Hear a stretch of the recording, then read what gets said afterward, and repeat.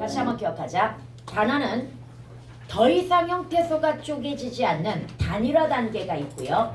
형태소가 2개 이상으로 결합된 복합어 단계가 있습니다. 근데 여기서 주의해야 될 게 다.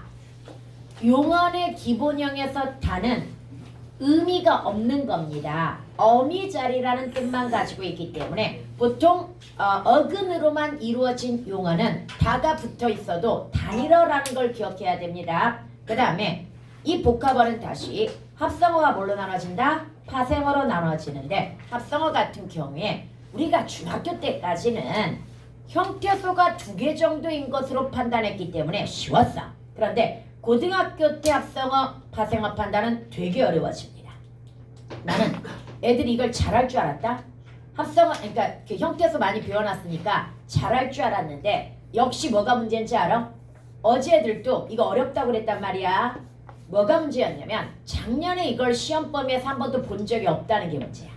우리 애들이 시험에서 그래도 본 적이 있는 건 문제도 많이 풀고 그래도 시험 본다고 집중해가지고 공부를 했기 때문에 나름 한단 말이지. 근데 와 진짜 못하더라 이거. 나중에 내신 들어가서 자세히 가르쳐주겠지만 오늘은 간보기 한다고 생각하고 접근하면 됩니다.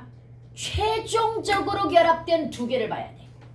최종적으로 결합된 둘 다 뭐가 들어가 있으면 어근이 들어가 있으면 합성어. 최종적으로 결합된 둘 중에 하나가 뭐면 접사면 파생어. 이때 최종적으로 결합된 2개를 뭐라고 한다? 직접 성분이라고 이야기합니다.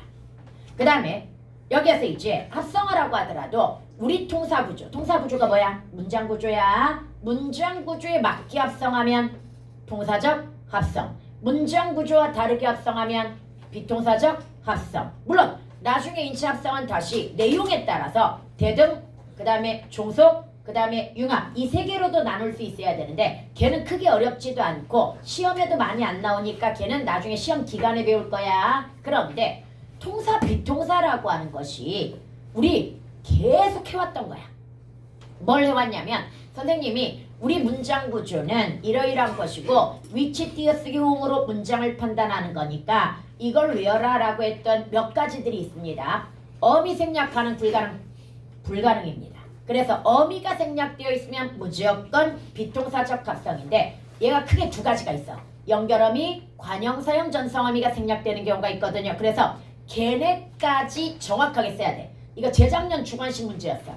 비동사적 합성에 치연 앞에 부사가 오는 경우와 그 다음에 용언과 용언 사이에 연결어미가 생략되는 경우와 그 다음에 치연 앞에 용언이 오면서 관형사형 전성어미가 생략되는 경우를 다 나눠가지고 주관식으로 3가지가 답이었단 말이야. 애들 그냥 전성어미라고만 써가지고 점수 깎인 애들 많아.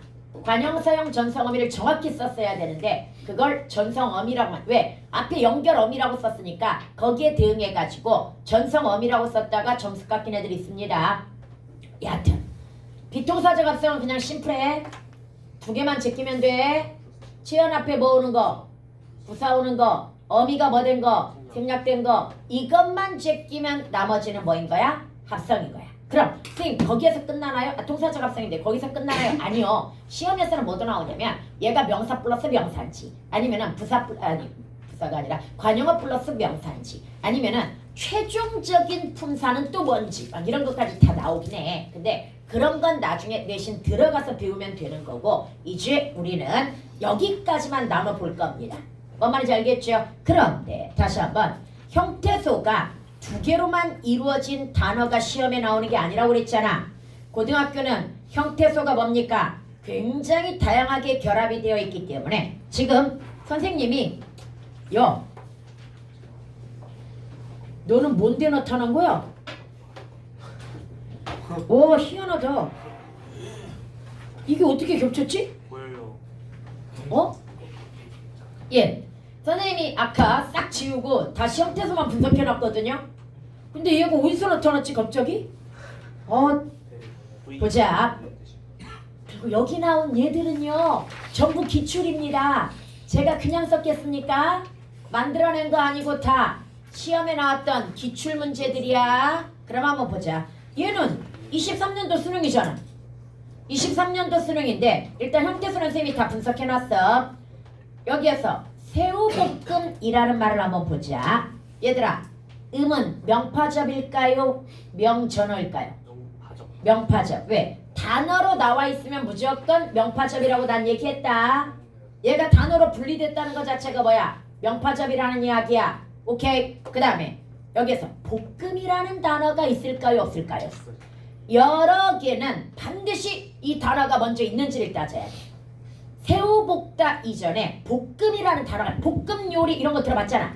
얘를 생각하면 돼. 그럼 얘는 뭐부터 결합이 되었을 거다? 얘부터 결합이 되었을 거야. 이해갑니까? 그리고 최종적으로 이렇게 결합이 되었기 때문에 얘는 새우와 볶음이라고 하는 어근이 들어있는 것의 결합으로서 이거 순서까지 기억해야 하는 거 알지? 볶음은 뭐야? 파생. 그 다음에 새우가 최종 결합되면서 합성. 이해갑니까? 새우볶음은 그래서 합성어에 해당이 됩니다. 최종적으로 Y. 저거 분리할 때 하이픈 안 해도 되나요? 하이픈을 당연히 하긴 해야 되는데 플러스에다가 하이픈까지 들어가면 필기가 겁나게 지저분해져서 선생님은 안 한다고 한 10번은 이야기했을 거야. 아우 뒤질 그냥. 그 다음에 집안 싸움 볼까요? 여러분 얘는 형태소가 4개인데 집안이라는 말 있어. 그 다음에 뭐도 있어? 싸움이라는 말도 있어. 집안 싸우다가 혹시 있는지 봐야 돼.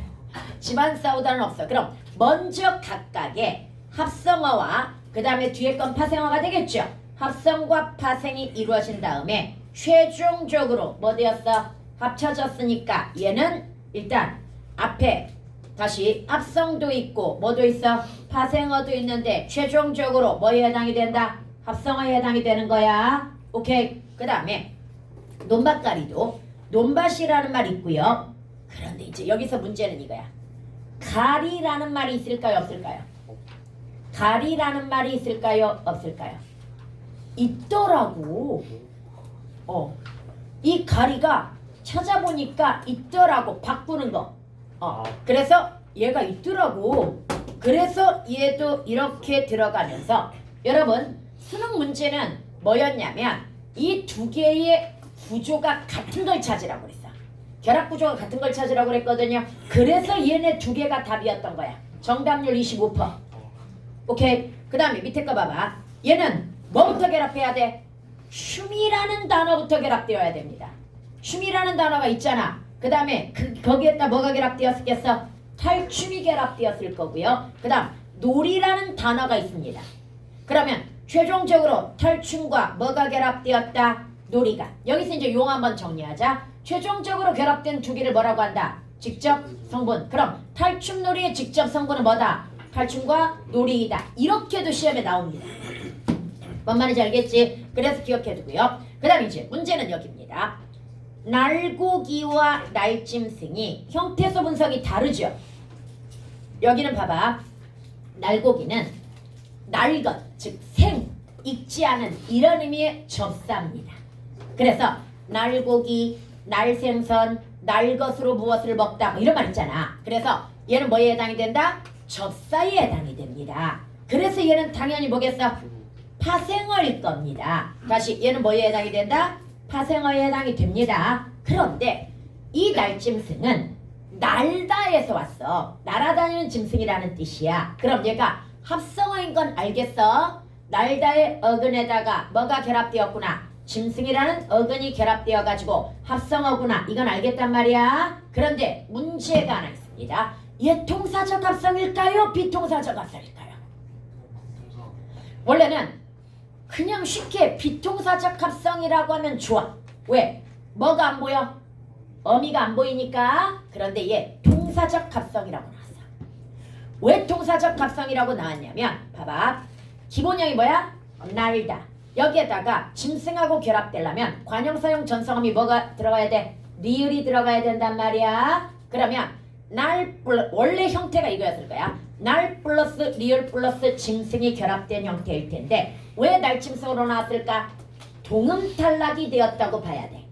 뭔 말인지 제가? 그런데 동음탈락이 되었을 때 학자에 따라 견해는 다르지만 어간에서 탈락했다고 보는 견해가 있고 어미에서 탈락했다고 보는 견해가 있단 말이야. 이때 선생님 같은 경우는 어간 탈락이라고 주장을 합니다.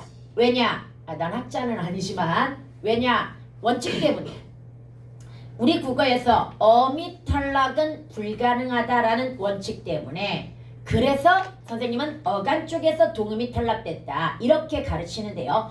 여러분 학교에서는 아어 탈락을 이야기할 때 보통은 어간 쪽에서 탈락했는지 어미 쪽에서 탈락했는지 알 수 없다 이렇게 가르칩니다. 그러나 얘가 한번 뭘로 나온 적이 있어?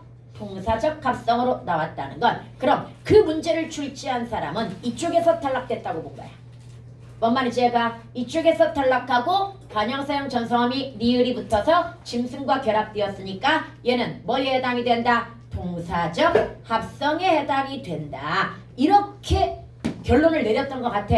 그러나 학교에서 어떻게 가르치느냐에 따라서 이건 달라질 수 있는 부분이라고 생각하기 때문에 이거 나중에 융통성 발휘하세요. 뭔 말인지 알겠지? 왜냐면 얘 인정되면 뭐도 인정되어야 되냐면 동음 탈락들이 아어 계열이 다 인정이 되어야 되는데 또 아어 계열은 그냥 비동사적 합성으로 나오는 경우도 있거든요. 아어 탈락됐다고 보여지는 것들에 비동사적 합성이라고 나오는 것이 있기 때문에 얘는 주의해줘야 되겠고요. 그 다음 여러분 아까 누가 군것질이라고 그랬어. 얘가 굽다의 의미가 있습니까? 굽다의 의미는 없고요. 우리 왜 군이라고 해 군소리하다 그 다음에 군것질 그 다음에 뭐 해가지고 좀 자질구레한 잡스러운 이런 의미를 띠는 접사인 군이야. 이해갑니까? 그래서 군 플러스 것이 뭐야? 의존명사가 될 거야. 그래서 군것이 되겠고요. 이걸 먹는 행위 이걸 뭐라 그래? 질 붙여가지고 결국은 이렇게 들어갔을 거고 왜? 군것이라는 단어가 있으니까 그럼 최종적으로 뭐가 결합되었겠구나? 질이 결합되었겠구나. 그러면 여러분들 얘 같은 경우에는 파생을 거친 최종 뭐라는 얘기야? 파생. 드높이다 같은 거하고 같은 케이스야. 드높이다 같은 경우에도 봐봐. 드높다라는 말이 있고 높이다가 있지. 양쪽에 단어가 다 있으면 앞에서부터 그냥 순서대로 결합하면 돼. 그럼 드높다에다가 뭐가 결합되었다고 보는 거야? 이가 결합되었다고 보는 거야. 이해갑니까? 역시 파생을 거친 파생. 이렇게 해석을 합니다. 그 다음에 여러분 선생님이 형태수 분석할 때는 기본형으로 분석하는 게 좋다고 한 게 그래야 문법이 정확히 나오기 때문이라고 그랬죠. 군밤은 원래 뭐야? 구운 밤이라는 뜻이야. 그러면 굽다에다가 뭐가 결합되었어? 니은이 결합되었어. 왜 니은이라고 했어? 구우까지가 뭐야? 어간 굽이잖아. 구우 플러스 니은 플러스 밤. 그런데 왜 구우라고 안 쓰고 굽이라고 썼어? 이래야 비읍불규칙인 걸 아니까. 여기까지 갔습니까? 그런데 여기서 하나만 더 이야기를 해줄게요. 요즘 문법이 살짝 바뀐 게 하나 있어. 원래 이 형태라고 하는 것은 문법적 요소 쪽만 이 형태를 설명해 줬거든요. 이때 문법적 요소라 함은 조사나 접사나 어미 같은 경우에 기능은 같은데 조건에 따라 뭐가 달라지는 거? 형태가 달라지는 거. 그래서 아까 계속 배웠던 아, 어 대신에 하다에서는 뭐 붙여야 돼? 여 붙여야 되는 거. 뭐 이런 걸 얘기하는 거야. 그런데 요즘 이 형태의 범주가 좀 확장이 되었어.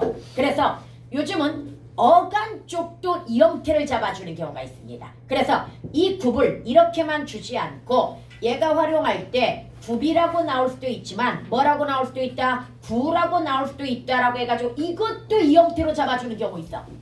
그래서 이것도 그냥 참고만 해놔. 다시 원래는 이 형태는 어느 쪽에서만 주로 설명했다? 문법적 요소인 조사접사 어미 쪽에서만 설명을 했는데 요즘은 이게 좀 확장되어 가지고 어디에서도 어간 쪽에 불규칙 활용도 이 형태로 보는 경향이 있다라고 하는 거.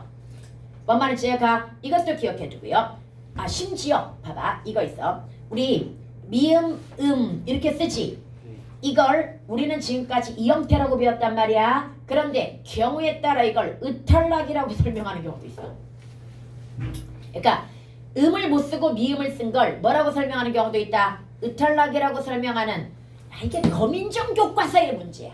거민정 교과서는 이걸 어떤 학교의 어떤 교수가 이 책을 썼느냐 검수했느냐에 따라서 주장이 좀 달라지기 때문이야. 그래서 자꾸 이런 이상하게 나타나는데 학교 문법에서는 일단 미음, 그러니까 들어가는 건 다 뭘로 인정해라? 이 형태로 인정을 해줘야 된다고 저는 생각합니다. 그 다음 여러분들 그래서 굽다에다가 니은에다가 밥 여기서 잠깐 무조건 어미는 자동으로 연결됩니다. 다시 어미는 있다면 뭐다? 자동으로 연결이 되는 거야. 그리고 최종적으로 이렇게 결합이 되었기 때문에 얘는 합성이야 파생이야? 합성입니다. 여기서 잠깐 어미 결합된 건 합성 파생 판단하는 거 아니야. 어미는 그냥 연결해주는 기능일 뿐이지 얘가 새로운 단어를 만들어주는 게 아니잖아. 이해갑니까? 그래서 내가 금방 자동으로 연결된다고 이야기한 거야. 얘는 새로운 단어를 만드는 애가 아니야. 얘는 최종 뭐밖에 안 돼? 합성어밖에 안 됩니다. 뭘 거친 이거 안 됩니다. 뭔 말인지 알겠죠? 그 다음에 여러분 얘가 이제 문제야. 우리가 기억해보자. 하다라고 하는 것과 그 다음에 또 뭐가 있어? 되다, 시키다 뭐 이외에도 사실 몇 개 있습니다. 몇 개 따라붙어 가지고 뭐가 되는 거? 접사가 되는 애들. 치연 뒤에 따라붙어 가지고 접사가 되는 애들이 이거 말고도 더 있긴 하더라고. 그런데 여러분 여기에서 치연 뒤에 따라붙으면 우리가 접사라고 외웠어. 그런데 그 외에 얘가 일부 부사 뒤에서 일부 뭐 뒤에서 이런 몇 가지 조건이 또 까다롭게 있어. 그런데 그걸 다 외울 필요가 없기 때문에 쌤이 항상 뭐라 그래? 치연 뒤만 기억하라고 이야기하는데 이거 논란이 한번 됐어. 말 되다는 100% 우리가 뭐라고 볼 수 있어? 파생어라고 볼 수 있단 말이야. 왜? 치연 뒤에 붙었으니까 얘는 무조건 뭐겠구나? 접사겠구나 이렇게 판단한단 말이야. 그런데 참되다라고 하는 거 얘를 참되다를 합성어로 볼 것인지 파생어로 볼 것인지 심지어 이 참을 부사로 볼 것인지 접사로 볼 것인지 이 되다를 어근으로 볼 것인지 접사로 볼 것인지 그래서 실제 시험에서 참되다가 파생어로 나온 경우도 있고요. 합성어로 나온 경우도 있습니다. 문제에서. 그래서 얘는 선생님도 확정을 못해줘. 일부 부사 뒤에서 그러면 얘가 접사가 될 수도 있다라는 얘기고요. 얘가 어근이라고 하더라도 샴을 접사로 볼 것이냐 여기에 따라서 합성 파생이 갈리기 때문에 그래서 이건 나중에 어디에서 안 나오겠지. 학교에서 어떻게 또 설명하느냐에 따라서 달라질 부분이라고 생각을 합니다. 그리고 객관식에서는 또 제껴줘야 되는 거 알죠? 그 다음에 내려가면 다시 얘는 파생어라고 설명하는 경우도 있고 뭐라고 설명하는 경우도 있다. 합성어라고 설명하는 경우도 있으니 주의해 두시기 바랍니다. 그 다음 여러분 이 부분은 이제 잘 봐봐. 순서를 잘 봐야 돼. 형태소가 많으면 많을수록 최종적인 직접 성분을 판단해내는 게 쉽다 어렵다? 어렵기 때문에 이 순서를 잘 봐야 됩니다. 그런데 선생님이 항상 하는 얘기가 있어. 먼저 있는 단어가 우선권을 가지고 있는 거야. 다시 먼저 있는 단어가 뭐다? 우선권을 가지고 있는 거야. 그러면 우리가 눈 웃음이라는 말을 먼저 한번 얘기를 해보자. 눈 웃음이라고 하는 데서는 뭐가 먼저야? 웃음이 먼저야. 왜? 웃음이라는 단어가 있으니까. 그러면 눈 웃다는 없어도 웃음은 있잖아. 그럼 최종적으로 눈과 뭐가 결합되었을 거다? 웃음이 결합되었을 거라고 추정을 할 수 있어. 그런데 문제는요. 짓밟히다. 사실은 선생님이 시험에 나왔던 건 들어앉히다였는데 들어앉히다 먼저 기억해볼까? 우리는 흔히 이렇게 생각해. 이 단어는 들다와 앉히다가 결합되었나봐. 그럼 들다와 앉히다니까 합성어인가? 이렇게 생각할 수 있어. 왜? 앉히다가 존재감이 굉장히 강하게 느껴지니까. 그러나 뭐도 있어? 들어앉다라는 단어가 있어. 앉히다라는 단어도 있지만 뭐가 있다? 들어앉히다. 그러니까 더 쉬운 걸로 예를 들어줄게. 창문턱이라는 단어가 있다고 쳐봐. 그러면 얘는 창문도 있고 뭐도 있어? 문턱이라는 단어도 있단 말이야. 그럼 양쪽에 단어가 다 있으면 그냥 앞에서부터 순서대로 결합을 해야 돼. 아까 드높이다도 뭐야? 드높다도 있고 높이다도 있었잖아. 그럼 앞쪽에서 순서대로 들어가야 되는데 바로 이런 짓밟히다, 떠넘기다, 들어앉히다는 워낙 용언 자체가 복잡하다 보니까 애들이 순서를 잘 못 잡는 경향이 있거든요. 그런데 위에 거 그래도 낫네. 짓밟다도 있고 뭐도 있어? 밟히다도 있으니까 그럼 이거 어떻게 결합해야 돼? 짓밟다 먼저 결합해야 돼. 그 다음에 히 여기서 잠깐. 선생님 그럼 마지막에 다가 결합되나요? 아니요. 이 다는 빈자리야. 형태소상으로 일단 분리는 해줬어. 그런데 웃긴 건 여기는 지금 분리했어 안 했어? 안 했어. 왜 분리를 안 했을까? 여기는 중간에 끼어드는 게 없기 때문에 달을 분리할 필요가 없습니다. 이해갑니까? 그러나 이쪽은 희가 끼어들었기 때문에 달을 형식상 분리는 해준 거야. 뭔 말인지 알겠지? 그러나 얘는 단어의 구성에 영향을 미친다 못 미친다? 이 다자리는 그냥 음가 없는 이응하고 똑같은 거야. 다시 다자리는 뭐하고 똑같은 거다? 음가 없는 이응. 초성이 이응 나오잖아. 근데 얘가 음가가 있어 없어? 없어. 빈자리나 마찬가지잖아. 걔하고 똑같은 기능이야. 다시 단어에서 단은 뭐나 마찬가지다. 음가 없는 이응이나 마찬가지야. 얘는 형태소상 신경 안 써도 돼. 그런데 편의상 중간에 답자리에 뭔가가 끼어들면 분리해주기는 한다는 이야기야. 뭔 말인지 알겠죠? 그럼 봐봐. 짓밟히다. 여기서 끝났어. 짓밟다에다가 뭐가 결합된 거야? 희가 결합되어 가지고 얘는 파생을 거친 뭐라는 얘기야? 파생이라는 이야기가 되는 거야. 여기까지 해갔습니까? 그 다음에 떠넘기다. 뜨다 플러스 플러스 넘기다야. 그런데 봐봐. 떠넘다라는 말이 있어 없어? 없어요. 떠넘다라는 말을 잘 사전 찾아볼까? 나 어제 없다고 그랬는데 떠넘다. 야 떠넘다라는 말 한번 찾아봐. 근데 흔히 안 쓰면 사실 그게 먼저 결합되었다고 보기도 쉽지 않거든. 떠넘다. 아, 어? 그렇지. 뭐 왜 달라? 표준국어 대사전이 없대. 그러면 우리가 생각해도 뭐야? 떠넘다라는 단어를 써 안 써? 안 쓰잖아. 그런데 얘는 뭐가 있어? 넘기다가 있잖아. 그럼 얘는 뭐부터 결합되었을 것이다? 넘기다부터 결합이 되었을 것이고, 그리고 얘는 이제 자동으로 연결이 돼. 어미는 그러면서 이렇게 결합되어 가지고 얘는 뭐가 되는 거야? 파생을 거친 합성. 넘기다는 파생이잖아 지금. 오케이? 그래서 파생을 거친 뭐가 될 거다? 합성이 될 거다. 야, 너네 지난번에 수능이었던가? 교평 시험 보니까 이 순서까지 다 나오잖아. 네. 합성 파생에서 내가 이거 옛날부터 강조했던 거야. 이 순서까지 정확하게 알아야 된다고. 그 다음에 보자. 들어가다. 여러분 얘는 그냥 간단하지. 들다와 뭐? 가다가 결합이 된 형태라고 볼 수 있고요. 그래서 자동으로 어미 연결한 다음에 가다하고 연결을 해줬고요. 다시 다 앞에 중간에 끼어든 것이 없다면 다를 굳이 분리할 필요가 있다 없다? 없어. 다가 들어간 어근 형태의 용어는 그냥 단일어입니다. 뭔 말인지 알겠죠? 그 다음에 늙은이. 아까 누가 이거 파생하라고 그랬어? 여러분 늙다는 근에 관형사형 전성함이 은이 자동으로 붙었지. 노푸르다. 노푸르다는 뭡니까? 높고 푸르다인데 보가 없으니 얘는 뭐에 해당이 돼? 비통사적 합성이 되는 거지. 이해갑니까? 어미가 빠져 있으면 다 뭐다? 비통사적이라고 이야기했습니다. 그 다음에 그러니까 너네가 문제 쉬운 거 풀면 딱 이 수준이야. 근데 이 수준 가지고는 고등학교 3학년 거 문제는 풀어내기 쉽지 않다고. 오케이? 그 다음 그 밑에 늙은이가 지금 용언의 어근에다가 뭐가 결합되었어? 은이라는 관형사형 전성 어미가 결합이 되었죠. 얘 뭐야? 관형어야. 얘들아 관형사 관형어는 100% 어디 앞에만 와? 체온. 체험이야. 절대 얘네 다른 데 올 수 있는 애들이 아니야. 다시 관형사 관형어는 100% 어디 앞에만 온다? 체험. 혼자 나타날 수도 없는 애들이야. 얘네들의 역할이 뭐니까? 수십. 뭔 말인지 제가 꾸며주는 애들이라 혼자도 못 나타나. 뭔 말인지 알겠죠? 그럼 여기에서 늙은 다음에 온 이는 뭘까? 그냥 어근이어야 되는 거야. 무조건 체연이어야 되는 거야. 그런데 체연? 이라는 체연이 있나? 대표적으로 딱 의미상으로 보니까 사람을 나타내는 의존명사 이죠.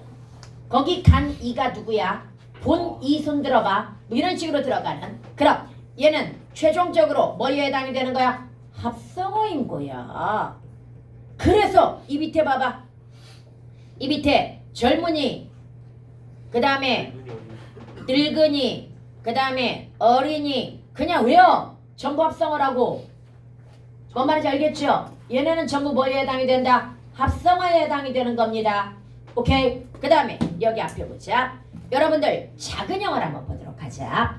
작은 형도 똑같은 케이스야. 근데 선생님이 왜 똑같은 케이스? 얘네가 합성어이면서도 무슨 합성이야? 어미 들어갔으니까 통사적. 특히 무슨 어미야? 관형사형 전성 어미가 들어간 통사적 합성인 건 알 거야. 그런데 선생님이 왜 이 두 개를 예로 들어놨을까? 이걸 배우면서 하나 기억해야 될 게 있습니다.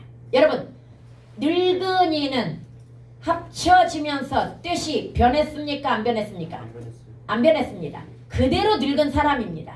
이해갑니까? 그런데 작은 형은 합쳐지면서 뜻이 변했을까요? 안 변했을까요? 얘는 변했습니다. 이 작은 형은 뭘 얘기합니까? 뭐 위에 형이 두 명이 있다고 한다면 두 번째 형을 뭐라고 그래? 작은 형. 큰아버지도 붙어있으면 뭐야? 아버지의 형인 거야. 이해갑니까? 그럼 이제 이렇게 생각해야 돼. 여러분, 늙은이는 지금 합쳐지면서 의미 변화가 없다고 그랬죠? 그럼 이런 말이 존재할 수 있을까 없을까를 생각해봐. 이런 말 존재할 수 있을까요 없을까요? 없습니다. 띄어쓰기 절대 할 수 없다는 얘기야. 얘는 그냥 붙어서 한 단어로 굳어져 버렸다는 이야기야. 이해갑니까? 그런데 얘는 존재할까요 안 할까요? 얘는 존재할 수 있습니다. 합쳐져서 의미가 바뀌었다는 건 띄어쓰기에서는 그대로의 의미라는 이야기야. 그래서 작은 형이라고 했을 때는 키가 작거나 등치가 작은 형이 되는 거야. 합쳐지면 둘째 형이 되는 거야. 뭔 말인지 제가 큰아버지도 만약에 띄어쓰기 했다면 키가 크거나 등치가 큰 아버지가 될 것이고 각각의 의미가 그대로 남아있는 거야. 그런데 합쳐지면 아버지의 형이 되는 거야. 이런 식으로. 다시 한번. 합쳐졌는데 의미가 그대로 남아있다. 그럼 이걸 띄어쓸 수 있다는 얘기다 없다는 얘기다? 없다는 얘기야. 띄어쓴 건 존재하지 않는다는 이야기야. 이해갑니까? 그런데 합쳐져서 새로운 의미를 형성했다면 이 띄어쓰기도 존재할 수 있다는 얘기야. 예를 들어서 하나만 더 들을게. 잘생기다와 그 다음에 잘생기다가 있거든요. 여러분 얘 봐봐. 잘생기다가 진짜로 와 생기기를 잘했다 이 말이야? 만들어지기 잘했다 이 말이야? 아니야. 이 밑에 잘생기다는 건 미남이라는 얘기야. 그럼 얘는 의미가 바뀌었지? 의미가 바뀌었으니 그럼 얘도 존재해줘야 되는 거야. 뭔 말인지 제가 다시 이거 하나만 더 해보자. 못하다 이거와 그 다음에 얘는 원래 세 개가 있긴 한데 우리 보조용은 빼고 얘기하자. 어근으로 못하다가 있고요. 그 다음에 하다 앞에 못이 떨어져 있는 하다가 있단 말이야. 그럼 얘는 뜻이 바뀌었다는 걸 의미해. 그래서 부족하다의 뜻이야. 얘는 부정이 아니야. 다비의 미모가 예전만 못하지 이렇게 이야기했다고 쳐봐. 그럼 이게 보조용어냐? 아니잖아.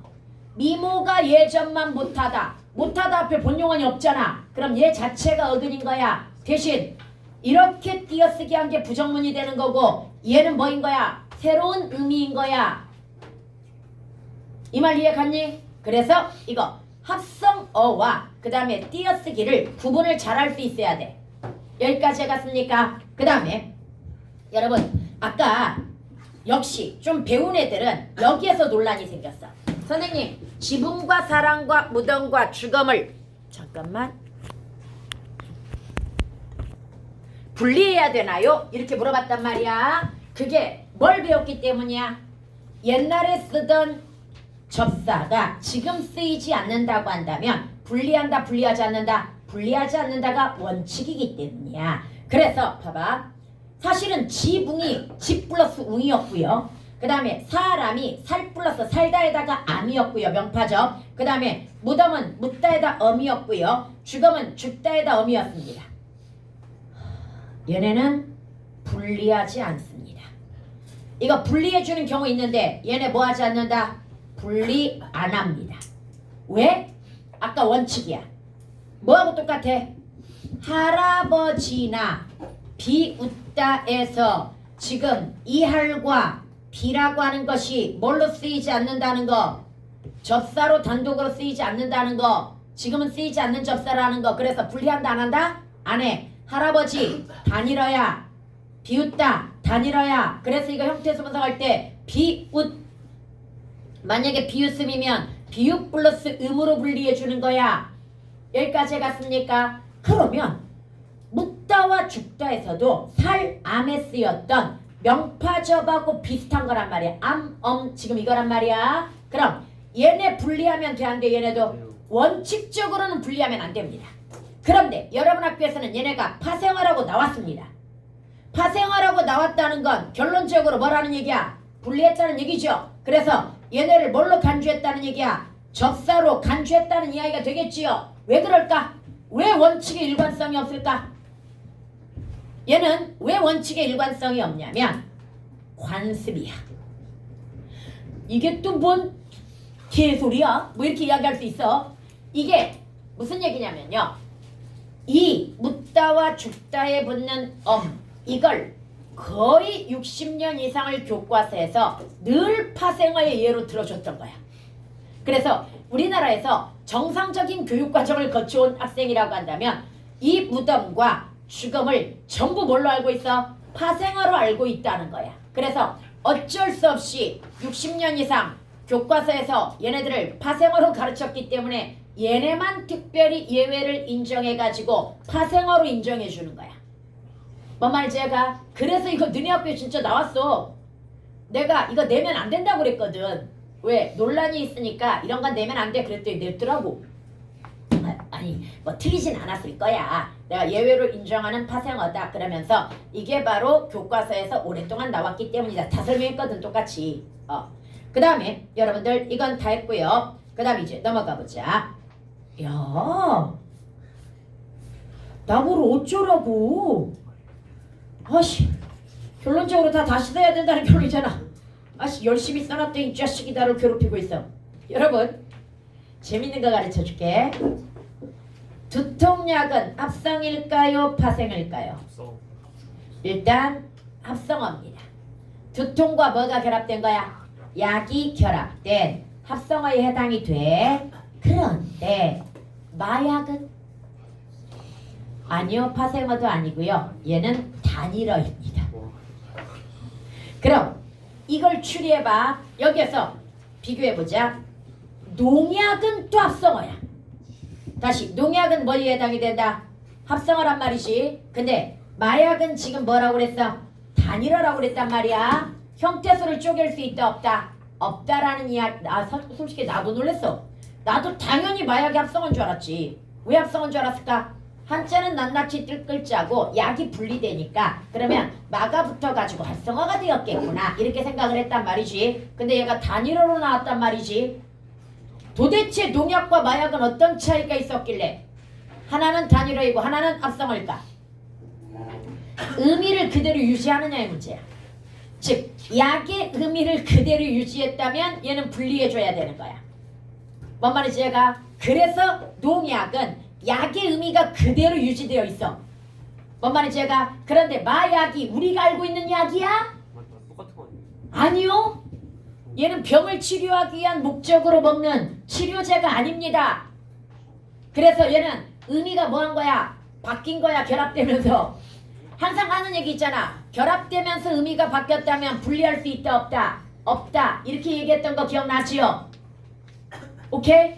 그래서 얘는 분리를 안 하더라고. 의미가 바뀌었기 때문에 분리할 수 있다 없다? 없다. 그래서 이제 어려운 케이스로 그 밑에 건네다. 이건 너네 학교 내신에 나왔던 거잖아. 봐봐. 배를 건네다라고 하는 것은 배를 건너게 하다야. 이해갑니까? 노를 지어가지고 배를 건네다 이렇게 나왔다면 건너게 하다라고 하는 건너 플러스 뭡니까? 사동접사 이 플러스 다 이렇게 분리할 수 있다는 얘기야. 그러나 말을 건네다가 말을 건너게 하다야? 사동의 의미를 상실했기 때문에 얘는 뭐가 돼버려? 건네 플러스 다가 되는 거야. 뭔 말인지 제가 그래서 여러분 학교에서 이거였기 때문에 형태소 분석할 때 건네 얻다 해가지고 건네 플러스 플러스 다라고 분리했어야 되는 거야. 여기까지 갔습니까? 다시 이 두 개를 통해서 우리는 어떤 원칙을 알았어? 결합되어 가지고 새로운 의미가 형성되었다면 분리하기가 쉽다 어렵다? 어렵다라는 그런 의미. 선생님 융합합성어는 의미가 새롭게 형성이 되잖아요. 네, 융합합성어 같은 경우에는 그건 대부분 비유적이고 관용적인 의미로 들어가는 거지 그 단어 자체의 뜻이 바뀐 건 아니야. 뭔 말인지 제가 비유적이고 피땀 그럼 뭐야? 합성어잖아. 피와 땀이 결합이 되었고 그 다음에 피땀 어린 그럼 뭐야? 보통은 열심히 노력했다라고 하는 그런 뜻인데 그럼 얘도 분리할 수 없으니까 아니요. 얘는 비유적인 표현. 관용적이고 비유적인 표현. 뭔 말인지 제가 그래서 얘는 합성어로 봐주는 거 맞단 말이야. 근데 마약 같은 경우에는 결합이 되면서 완전히 의미가 뭐 해버렸다는 이야기야. 문법적으로나 의미적으로나 밑에 건 문법적으로 바뀌었다는 이야기이고 위에 건 의미적으로 바뀌어버렸기 때문에 더 이상 분리하지 않는다. 뭐 이런 원칙이 된다는 얘기야. 오케이? 어렵나? 어려운 것만 골라서 얘기하고 있는 거야. 내가 사실은 뭐 이렇게까지 어렵게는 안 나와. 합성 파생. 근데 어려운 것만 골라가지고 쌤이 짚어주고 있는 거야 지금. 그 다음 꽃게잡이 손톱깎이 한번 보도록 하자. 여러분 이 꽃게가 대표적으로 아까 이야기했던 융합합성어 계열에 들어가. 진짜로 꽃의 의미를 가지고 있는 게 아니잖아. 뭔 말인지 제가. 그런데 꽃 플러스 게 플러스 뭡니까? 잡 플러스 이가 아닙니다. 잡이는 하나의 접사로 굳어졌습니다. 다시 얘는 하나의 접사로 뭐 했다? 굳어져 가지고 외워야 되는 이고요. 이런 측면에서 지다는 아직 굳어지지 않았습니다. 지다가 보조 용언으로 간주되거든요. 그러면 얘가 결합되면 얘는 뭐야? 합성어인 거야. 다시 어지다는 아직 접사가 되지 않았기 때문에 그러니까 어근의 접사화가 진행되는 것들이 있긴 있어. 접사처럼 느껴지는 애들이 있어. 근데 자비는 워낙 여기저기 많이 따라붙으면서 아 그래 너 접사해 이게 된 거야. 그런데 이 어지다는 아직도 학계에서 접사로 인정한다 한다 안 한다? 안 하고 있어. 사실 저는 접사라고 봐주는 게 오히려 낫다고 생각합니다. 어지다가 들어가지고 새로운 단어 진짜 많이 만들거든요. 이해갑니까? 그 다음에 그럼 얘는 꽃게가 먼저 결합이 되었겠지. 꽃게라는 단어가 있잖아. 그리고 다시 꽃게라는 단어가 있고요. 그 다음에 최종적으로 자비가 접사라고 했으니까 그럼 뭐가 되는 거야? 파생이 되는 거야. 얘는 다시 한번 합성을 통한 뭐가 된다? 최종 파생이 되는 겁니다. 이해갑니까? 영훈아 다 알고 있었어? 다 알고 있어서 지금 설명하는 거? 새로운 거 되게 많지 않아? 네. 그 다음에 손톱깎이. 여러분 손톱깎이는 봐봐. 손 플러스 톱 플러스 깎다의 어근 깎기는 아직 접사 안 됐습니다. 깎다의 어근 이거란 말이야. 여기서 이제 특이한 거 있어. 손톱이 먼저 결합되었다는 건 알겠어. 왜? 손톱이라는 단어가 있으니까. 그런데 깎기라는 단어 있어 없어? 없어. 깎기라는 단어는 없습니다. 사전 찾아보세요. 없습니다. 그런데 그렇다고 손톱 깎다라는 단어 있어 없어? 역시 없습니다. 이럴 때도 순서대로야. 양쪽에 서로 단어가 없을 때도 그냥 순서대로 결합을 하면 됩니다. 그럼 결국 손톱 깎다에다가 최종적으로 뭐가 결합되었다는 얘기야? 이가 결합되었다는 얘기야. 여러분 이 문제는 역사적인 문제인데요. 제가 최초로 아주 젊었을 적에 애들한테 합성 파생을 가르치면서 틀렸던 문제입니다. 저 이거 합성어라고 가르쳤습니다. 지금에 와서 정말 애들한테 사기친 거 너네한테 대신 사과드립니다. 나 이거 합성어라고 가르쳤어. 그런데 나중에 시험에 파생어라고 나온 거야. 아 나도 놀랬지. 근데 뭐 젊은 시절에 아직 공부가 제대로 안 되어 있으니까 실수할 수 있지. 안 돼? 준혁이 뭐 너네 학교 선생님들 그 연차 얼마 안 된 3, 4년 연차 된 선생님들도 많이 틀리더만. 뭐 틀릴 수 있지. 아니 선생님들도 천재 아니고 사전 다 외우고 있는 거 아니잖아. 그러니까 어떤 기준을 가지고 판단하거나 자료를 참고를 해가지고 판단을 해야 되는데 뭐 자료를 다 참고를 못했거나 아니면 또 뭡니까 잘못 착각했거나 뭐 이럴 수도 있는 거지. 솔직히 그때 이 원칙을 내가 알았겠니? 최종적으로 결합된 두 개 순서대로 야 이거 솔직히 문법책 아무리 봐도 이런 거 안 나와. 그럼 선생님은 어디서 찾았겠어? 그냥 귀납적 추리야. 워낙 많은 작품들을 접하다 보니 많은 얘들을 접하고 문제를 접하다 보니까 이런 원리에 의해서 뭐가 되는구나. 합성어가 되고 동사가 되고 비동사가 되는구나. 뭔 말인지 이해가? 그 다음에 사이소리 현상 볼게. 여러분 사이 플러스 소리 플러스 현상이고요. 이미 우리가 무슨 단어? 사이소리가 있다는 건 알고 있고요. 그럼 최종적으로 이렇게 결합이 되면서 합성어가 되었다는 이야기야. 그런데 얘는 뭐 특별할 것도 없는 것 같은데요. 특별한 게 하나 있습니다. 이 시옷은 어디 갔을까요? 아, 사이소리 현상의 시옷은 뭘까요? 얘는 그래 사이소리 현상에서 사이시옷이 첨가된 거야. 그런데 우리가 지금 다루는 이 단어의 구조는 최소 단위가 형태소야. 형태소이기 때문에 만약에 이거야. 아까 리을 같은 경우는 관형사형 전성어미 리을. 그럼 얘는 뭐가 있어? 이름이 있단 말이지. 형태소야. 그래서 얘 뭐 해야 돼? 분리해줘야 되는 거야. 이해갑니까? 그러나 음운 단위는 분리하지 않습니다. 시옷은 지금 음운 단위에서 사이소리 현상을 표시하기 위해 들어간 사이시옷이잖아. 얘는 형태소가 아니야. 그럼 형태소는 그냥 무시하면 돼. 얘가 의외로 많이 나와. 치과. 치 플러스 뭡니까? 아, 치과는 안 된다. 칫솔. 치 플러스 솔에다가 뭐가? 시옷이 들어갔잖아. 이해갑니까? 잇몸. 이 플러스 몸. 깻잎. 깨 플러스 잎할 때 전부 시옷이 들어가는데 얘네들은 합성 파생할 때 판단한다 안 한다? 안 해야 돼. 어젯밤에 한번 시험에 나왔었어. 어제 플러스 뭐야? 밤이야. 시옷은 그냥 무시해야 되는 거야. 합성어인 거야 그냥. 뭔 말인지 알겠죠? 얘는 어미가 아니야. 어미라면 분리해야 됩니다. 그렇지만 분리하지 않습니다. 시옷은 무시하면 되는 겁니다. 오케이. 그 다음에 된소리 대기 한번 볼까요? 선생님, Why? 근데 손톱깎이 사전 찾아보니까 손톱 하이픈 깎기라 돼 있어요. 그러면 손톱깎이가 합성어로 가야 되는 거 아니에요? 깎기 한번 쳐줘봐. 깎기는 없는데 손톱깎이는 또 손톱 하이픈하고. 아 그게 결합되었다는 표시지 그게 합성어라는 표시는 아니거든. 그런데 보통 하이픈이 있으면 그게 맨 마지막에 결합된다고 보죠. 그런데 얘 같은 경우 진짜 파생어로 나왔었어 시험에. 그건 내가 또 찾아볼게. 왜냐면 자비처럼 깎기도 접사로 인정된 예가 있는지 깎기라는 단어가 있는지에 따라서 달라지거든. 그러니까 사실은 사전에 나오거나 아니면은 그러니까 사전에 나온 걸 좀 믿어주긴 해야 되는데 사전에 나오거나 아니면은 누군가 그 왜 네이버 같은 데 올려놓는 거 있잖아. 또는 국립국어연구원도 믿을 수가 없어. 국립국어연구원은 맨날 모르겠대. 학교에서 가르치는 대로 따르래. 그게 뭐 때문이야? 거민정 교과서고 그 다음에 학자마다 좀 견해가 다르다라고 하는 것이기 때문에 그렇게 있어도 우리가 한번 찾아봐야 되는 거야. 기준, 일관된 기준에 의해서 정리를 들어가야 되기 때문이야. 오케이. 그 다음에 여러분 된소리는 되다에다가 바로 이 니은은 분리해야 돼. 왜? 관형사형 전성어미 니은이니까. 이해갑니까? 그 다음에 소리에다가 그 다음에 되다의 억은 되에다가 그 다음에 최종적으로 뭐가 결합되었어?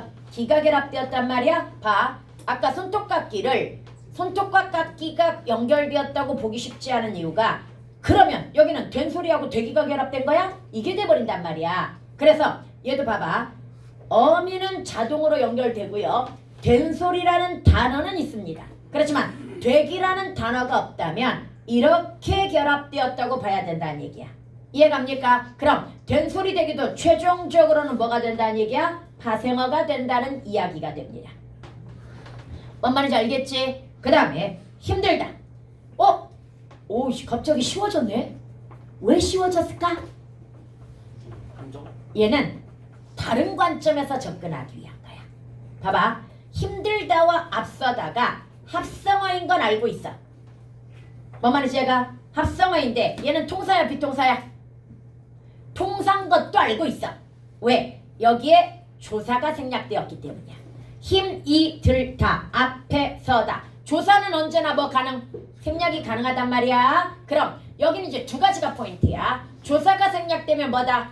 동사적 합성어다. 이걸 설명하기 위한 목적이 하나 있고요. 또 다른 목적은 시험은 어디까지 나올 수 있냐면 이렇게 결합된 단어들의 원래의 품사라든지 최종 품사라든지 원래의 문장 성분이라든지 이런 것까지 나옵니다. 그래서 얘는 둘 다 명사 플러스 뭡니까? 동사. 그래서 합성 동사가 돼. 아니, 합성 힘든다.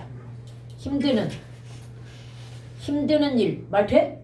안 되네? 그럼 형용사는 얘는 합성 형용사. 앞서다, 앞선다, 앞서는 말 되지? 그럼 얘는 합성 동사란 말이야. 그래서 이렇게 품사 판단하는 것까지 나오는데요. 여기에서 심지어 만약에 얘네가 문장 구조가 똑같이 결합된 것이라고 했으면 맞았을까 틀렸을까? 얘는 틀립니다. 왜냐? 힘이 들다는 주어 플러스 서술어야. 그런데 앞에 서다는 뭐야? 부서 플러스 서술어야. 그럼 얘네들은 문장 구조가 같은 구조가 아닌 거야. 여기까지 시험에 다 나왔어. 그러니까 주어 플러스 서술어의 결합인가, 부서 플러스 서술어의 결합인가, 최종 품사가 같은가 다른가, 뭐 이런 것들 있잖아. 이런 것들까지 다 나옵니다. 새해가 뭐야?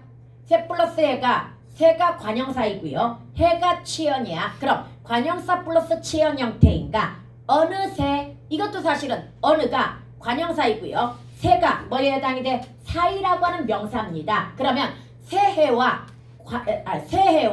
어느 새 써줄까? 새해와 그 다음에 어느 새는 얘네 결합 형태는 같아. 관형사 플러스 뭐? 치연이라는 결합 형태는 같거든요. 그런데 문제는 최종 품사가 다릅니다. 새해는 뭐야? 얘는 합성 명사입니다. 얘는 뭘까? 부사. 얘는 합성 부사입니다. 여기까지 다 따져야 돼. 그런데 지금 선생님은 그걸 따지고자 이걸 가르치는 게 아니라고 아까 얘기했잖아. 얘는 나중에 내신 들어가면 디테일하게 들어가야 되는 거고, 그리고 어렵지도 않아. 솔직히 얘네 뭐 판단하는 게 어렵다. 합성 파생, 통사 비통사, 얘가 제일 어렵기 때문에 얘부터 처리해 놓자는 이야기야. 뭔 말인지 알겠지요? 그 다음에 받아들이다 볼까요? 여러분, 받다와 들이다가 결합된 거 아닐까라고 생각하겠지만 받아들다라는 단어가 있습니다. 이씨 어제 없다고 우겼어 애들이. 받아들다고 어딨어요 이러는데, 그래서 내가 받아들었다, 짐을 받아들었다 이러니까 뜻이 다르잖아요 이러는데, 얘들아 이거 기억해야 돼. 우리 사전을 찾아보면 왜 단어 밑에 1, 2, 3이라고 있지? 1, 2, 3이 다이어 표시야. 이때 이 다이어 표시는, 그러니까 애들이 뜻이 다르잖아요 이렇게 이야기했던 건, 받아들다는 물리적으로 뭔가를 받아들이는 것 같은 그런 예문을 내가 들어줬던 거야. 그 다음에 받아들이다라고 하는 건 뭔가 다른 사람의 의견을 받아들이다 뭐 이런 식으로 어떤 추상적 의견으로 생각했으니까 애들이 뜻이 다르다고 생각했던 거야. 그런데 너네 조심해라. 1번은 보통 물리적이고 구체적인 기본적 의미야. 그리고 2번, 3번으로 의미가 확장된다는 건 추상적으로 확장될 가능성이 굉장히 높아. 뭔 말인지 제가? 그래서 얘는 어차피 같은 단어야. 단 의미가 뭐 되었을 뿐이야? 추상적으로 확장이 되었을 뿐이야. 뭔 말인지 제가죠? 저 표정이 왜 이러지? 만약에 이런 경우가 있다고 쳐봐.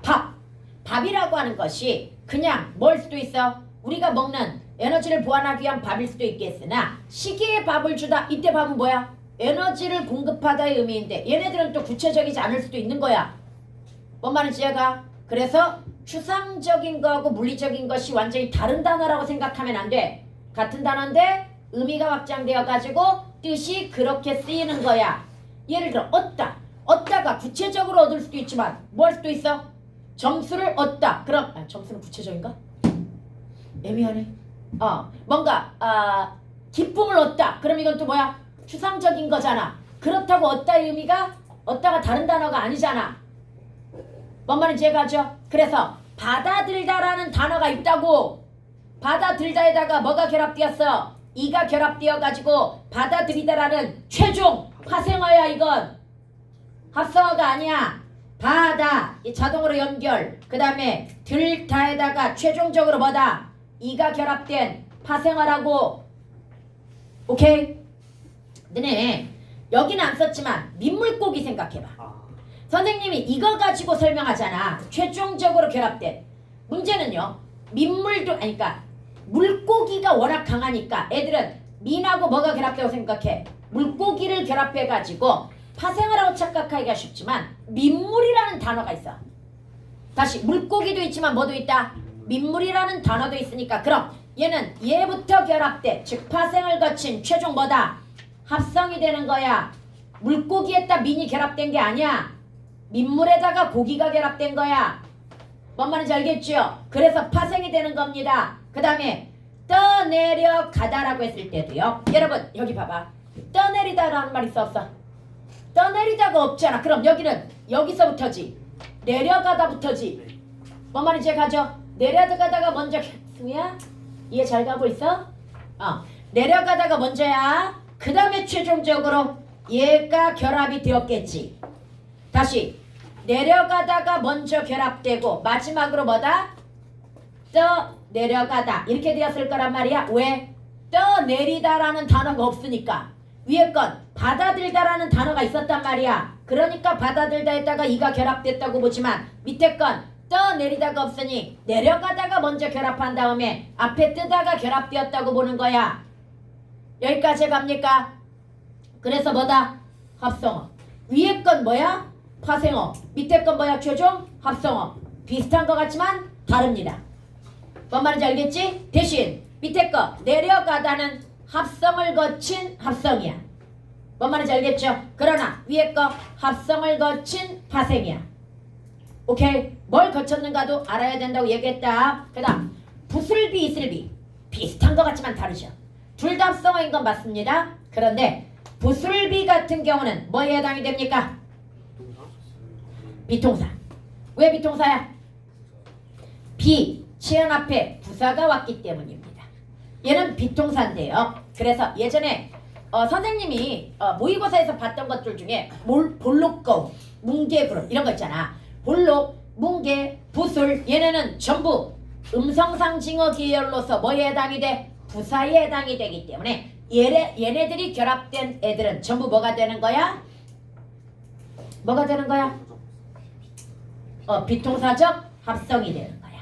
이해갑니까? 그 다음에 이슬비는 명사 플러스 명사잖아. 명사 플러스 명사는 기본적으로 다 뭘로 본다? 동사적. 그런데 명사 플러스 명사, 관형사 플러스 명사 또는 명사 플러스 동사 이런 식으로 해가지고 결합 과정을 보는 것도 있는데요. 품사는 우리가 이미 품사 판단하는 걸 하도 많이 배워놨기 때문에 여기서 다시 안 가르쳐 주는 거야. 단 보통은 2개 이상의 단어가 결합되었을 때는 뒤 단어의 품사를 따르는 게 일반적이긴 해. 뭔 말인지 얘가 다시 뭐의 품사를 따른다? 뒤 단어의 품사, 합성어를 얘기하는 거야. 뒤 단어의 품사를 따르는 게 일반적이라고 하는 거. 아까 논밭가리 아니 새우볶음, 볶음이 명사니까 새우볶음도 뭐가 되는 거야? 합성 명사가 된다. 이런 식으로 접근할 수 있다는 얘기야. 오케이?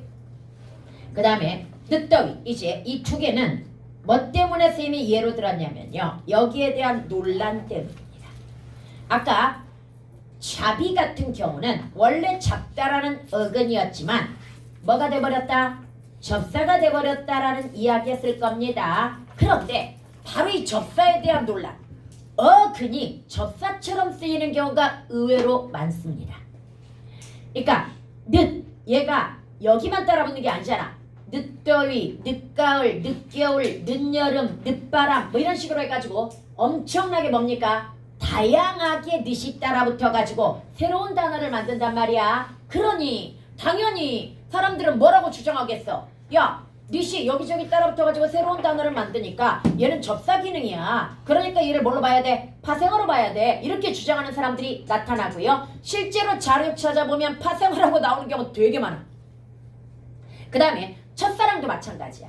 첫도 여기저기 따라붙어가지고 새로운 단어를 만드는 기능이 강하니 이것도 내가 옛날 젊었을 때 잘못 가르쳤던 예문들이야. 나도 이거 파생어라고 가르친 적이 있습니다. 왜? 아니 인터넷 찾아보니까 진짜 파생어라고 나오더라고. 믿었지. 그래서 열심히 가르쳤지. 그런데 나중에 교과서에 이게 6차 교과서에 늦장이라는 단어가 들어가 있었거든요. 합성어로 나왔거든요. 근데 거기에 견해는 뭐였냐면요.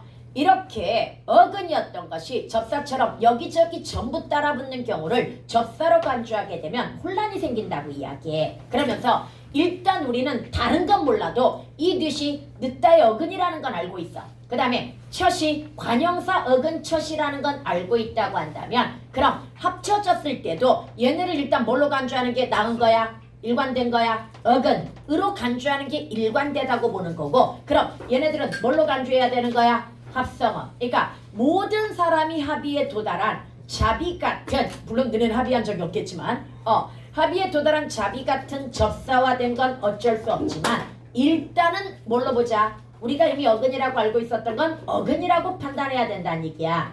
이해갑니까? 그래서 얘네 전부 합성어로 나왔습니다.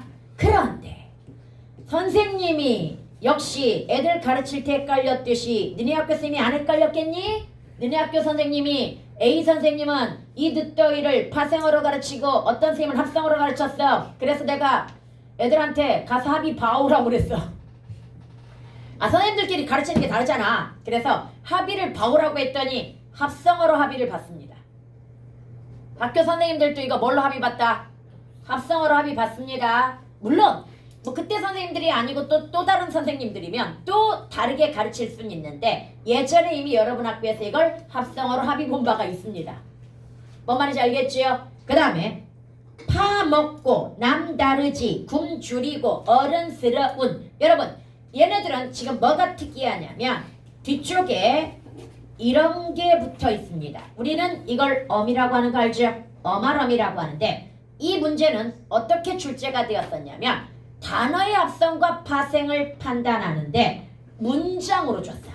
그래서 문장에서 파먹고 밑줄, 남다르지 밑줄, 굶주리고 밑줄, 어른스러운 밑줄 이렇게 나왔단 말이야.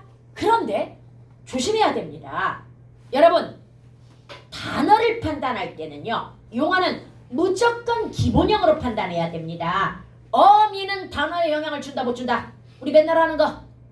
접사는 성형빨, 어미는 화장빨. 뭔 말인지 제가 품사에 영향을 주지 못한다. 이 말이 무슨 말이야? 단어 자체를 변화시키지 못한다는 이야기야. 그럼 얘네를 단어 판단할 때는 무조건 뭘로 바꿔야 돼? 기본형. 파먹다, 남다르다, 굶주리다, 어른스럽다로 바꿔놓고 판단해야 됩니다. 뭔 말인지 제가 다시 용언 단어 파악은 무조건 뭘로 한다? 기본형. 품사 파악도 무조건 뭘로 한다? 기본형. 뭔 말인지 제가 그러면 파먹고는 파먹다라는 단어야. 물론 어미 보여 안 보여? 파서 먹다. 어미 안 보이잖아. 그럼 뭐다 이거? 비동사 적었어. 뭔 말인지 제가 그 다음에 남다르지. 남과 다르다잖아. 그럼 조사가 생략되었으니까 얘는 뭐? 동사적 합성. 그 다음에 굶주리다는 굶고 줄이다지. 무슨 합성? 비동사적 합성. 그 다음에 어른스럽다는 스럽이 뭐야? 접사지. 그럼 얘는 뭐? 파생어. 뭔 말인지 제가 물론 이렇게 쉽게 나오진 않았어. 얘네들을 비교 대조해가지고 막 설명하는 그런 문제로 출제가 되었거든. 그래서 다시 한번 문장에서 밑줄 쳐놓고 나오면 뭐 해야 된다? 용어는 기본형으로 바꿔놓고 단어는 판단하는 법이라는 거. 단어의 합성 파생이든 품사든 전부 뭘로 판단한다? 기본형으로 판단해야 된다는 거. 뭔 말인지 알겠지요? 어미는 문장 내에서의 임시 기능일 뿐이라고 누차 이야기했습니다. 오케이. 그 다음에 라스트. 원래 선생님이 시제도 좀 해줄까 했는데 약속은 지키기 위해서 사실 어제도 여기까지밖에 못했어. 그래서 대신 오늘 배운 건 잘 기억. 영훈아 그렇게 행복해? 표정이 되게 환해졌어 갑자기. 인생의 온갖 불행과 고통과 시름을 다 어깨에 얹고 사는 것 같은 표정을 평소 때 하고 있더니 오늘은 되게 화난데? 옷 때문인가? 옷이 흰색이라서 환하게 보이나? 되게 환해 보여. 행복한 사람 손. 안 행복하니? 더 해야 되겠다. 행복하게 해주기 위해서 더 해야 되겠다. 거미야? 행복해? 너무 행복해요.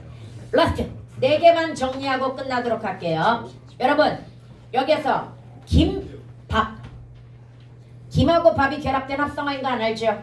명사 플러스 명사니까 통사적 합성인 건 알죠? 그런데 덮밥은 원래는 덮는 밥 내지는 덮은 밥, 덮은 밥이 더 알맞겠다. 덮은 밥 이 정도 될 거란 말이야. 그런데 지금 뭐가 없습니까? 어미가 없지요. 그러면 얘는 뭐에 해당이 돼? 비동사적 합성. 비통사적 합성에서 제일 많이 나오는 얘 두 개가 부슬비하고 덮밥이야. 다시 비통사적 합성에서 제일 많이 나오는 얘가 뭐다? 부슬비와 덮밥이 정말 많이 나옵니다. 뭔 말인지 이해갑니까? 그래서 이것도 기억해 두고요. 그 다음에 그래서 얘는 시험에 잘 나와 쌤이 얘기한 거고 이 밑에 건 쌤이 한번 만든 원래 있는 단어지. 그래서 한번 봤는데 봐봐. 산채 비빔밥이야. 어제 이거 가지고 애들이 논란이 일었어. 산채를 나눌 것인가 그냥 한 단어로 처리할 것인가. 여러분은 나눌 겁니까 한 단어로 처리할 겁니까? 한 단어로 처리하는 게 맞습니다. 아까 내가 한자에 대한 처리 규칙 가르쳐줬잖아. 얘가 떨어져서 확실하게 따로 독립적으로 쓰이는 단어면 분리해줘야 되겠지만 얘가 독립적으로 쓰이지 않거나 또는 두 개가 합쳐져서 새로운 의미가 되었다고 한다면 분리할 필요가 있다 없다. 그 후자에 해당되는 거 마약. 약이 독립적으로 쓰이긴 해. 그러나 마약은 결합되어 가지고 뭐가 되었어? 새로운 의미가 되었으니까 분리하지 않는다는 이야기야. 그런데 세개 세상 세자하고 경계 개자란 말이지. 그럼 낱낱이 뜻글자이니까 합성어로 간주해야 되겠지만 사실은 얘는 세 개가 독립적으로 새와 개가 따로 쓰여 안 쓰여? 안 쓰이니까 굳이 분리할 필요가 있다 없다? 없다. 그럼 산채도 애들이 매산자 쓰잖아요. 야 그러면 분리해야 되냐? 그것 때문이었거든 지금. 이게 산이 실제 산이라는 말 맞긴 해. 산채가 산나물이거든.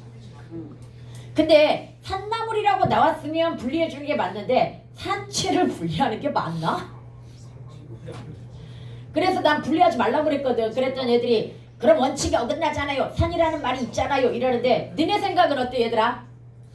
그냥 분리하지 말자. 이런 정도는 뭔 말인지 알겠죠? 그래서 산채 비비다의 어근에다가 미음이라는 명파적 비빔이라는 말이 의외로 많습니다. 그 다음에 비빔 그거 찾으면 있어 사전에.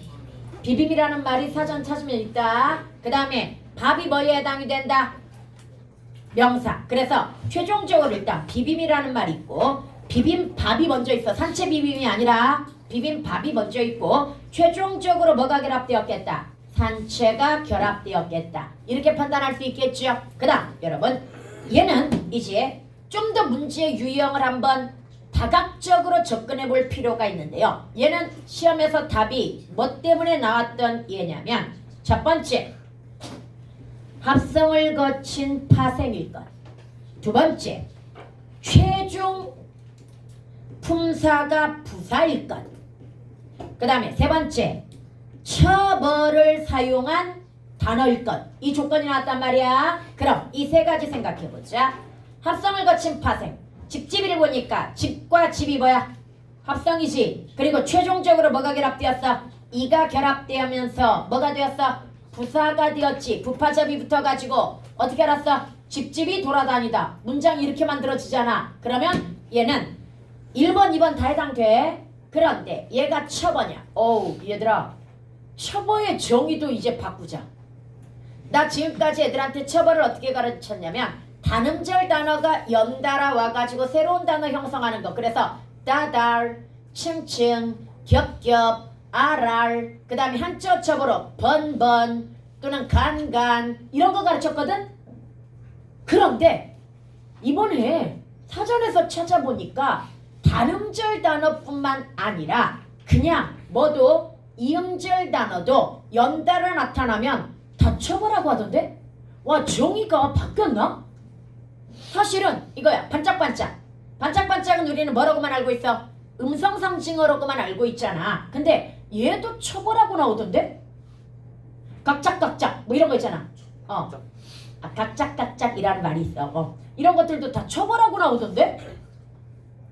이건 한번 다시 찾아서 정리해보기는 하겠지만 예전에 쌤은 처벌을 단음절 단어가 연달아 연속되는 거 이거라고 가르쳤단 말이야. 근데 이 음절 단어가 연속되도 처벌하고 나오더라고. 자료 찾아보니까. 그래서 이건 한번 더 찾아가지고 정리를 좀 해보도록 하자. 다시 한번 내 잘못이 아니야. 문법은 끊임없이 변합니다. 문법 문제도 진화하고요. 그 다음에 문법도 언중의 호응에 따라서 뭐 하는 거야? 변하거나 문법의 정의라는 거. 야 너네 어근의 정의도 최근에 바뀐 거 알아? 어근이 옛날에는 뭐였어? 실질적 말의 뿌리였어. 그런데 어느 순간 이 단어의 의미를 담당하는 부분으로 바뀐 이유가 뭐 때문이다? 비자립적 어근까지 다 포함해가지고 설명해야 되기 때문이라고 이야기했지. 그런 식으로 어떤 대상을 가리키는 정의가 바뀌기도 하고 가리키는 범주가 달라지기도 하고 뭐 이러는 게 많습니다. 문법에도.